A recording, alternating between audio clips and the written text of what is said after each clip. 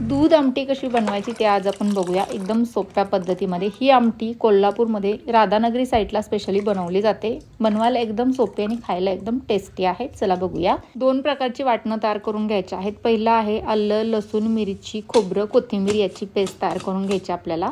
थोडंसं पाणी टाकून पेस्ट तयार करायची आहे। त्यानंतर सुक्या मसाल्याची आपल्याला पावडर तयार करायची आहे। सुके मसाले छान भाजून घ्यायचे आहेत आणि याला खलबत्त्यामध्ये कुटून घ्यायचं थोडंसं ओबडधोबड। हवं तर तुम्ही याला मिक्सरमध्ये पण बारीक वाटून घेऊ शकता।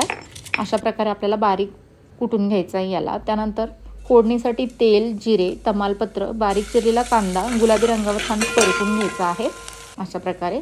त्यानंतर हळद, लाल मिरची पावडर, कोल्हापुरी पद्धतीचा कांदा लसूण मसाला, चटणी आणि तयार पेस्ट टाकून छान परतून घ्यायचं आहे याला।